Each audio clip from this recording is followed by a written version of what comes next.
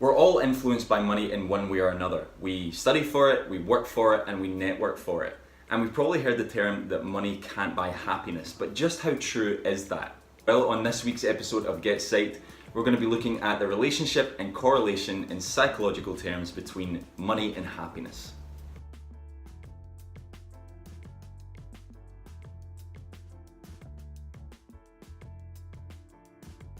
Welcome guys to another week's episode of GetPsyched, and like I said, this week we're going to be looking at the psychological relationship between money and happiness. Now you might think that this is a strange topic for psychologists to look into, the relationship between money and happiness, but in truth there have been numerous studies that's looked into this area, and in fact there's been massive inconsistencies and misconceptions in these studies. The first thing to consider is that in fact yes, there is a relationship between money and happiness, but that relationship isn't all that strong.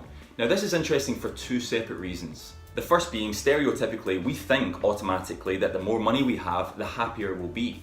And secondly, even with all the great things that money gets us, such as material things, security and support, there's still something missing to equate more money equaling more happiness. So in order to understand this relationship in psychological terms between money and happiness, we need to understand the different types of happiness a little bit more. And these studies that have been conducted in psychology help us understand that. For example, in these studies, richer people were asked if they were happier overall than people who earned less, and it transpired that people who were richer did report being happier overall. However, those same studies tried to ascertain if richer people were happier than poorer people on a moment-to-moment basis, on a daily basis as they took a log.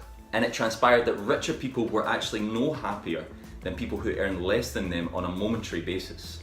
Now we can understand this a little bit by looking into the stresses and anxieties that people who earn more money have. When you earn more money, you're probably in a higher managerial role, you have more responsibilities, and with that comes increases in anxieties. What those psychological studies also ascertained was that the relationship between money and happiness, or the belief that more money equals more happiness, was actually an issue and a perception of poorer people rather than richer people. These people looked at it from a point of view that when you weren't happy, you didn't have that much money, and the more money that you earned or got, then the happier that you would be. Now it is true to say that even a small increase in income for the poorest of people can have really profound impacts on their happiness levels. But what has been found is that those people who are rich or who earn a lot of money, if they earn even more money, it can actually have negative offset consequences for their happiness levels.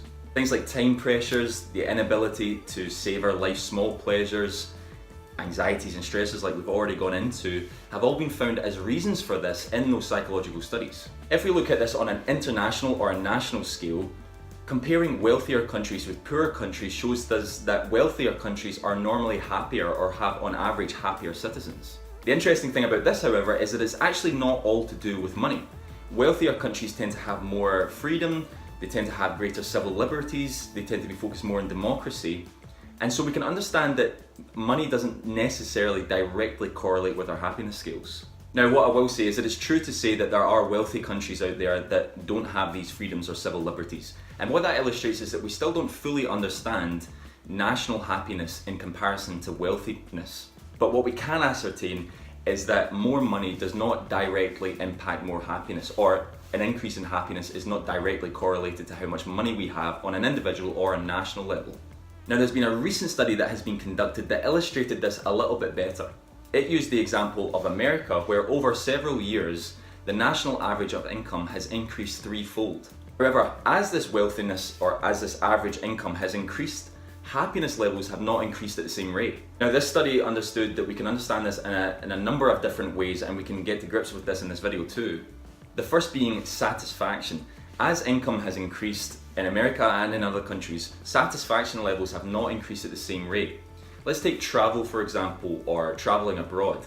50 or 60 years ago, traveling on a plane and going to a different country far away was reserved only for the very, very rich. In today's society, pretty much anybody can buy a flight and go abroad.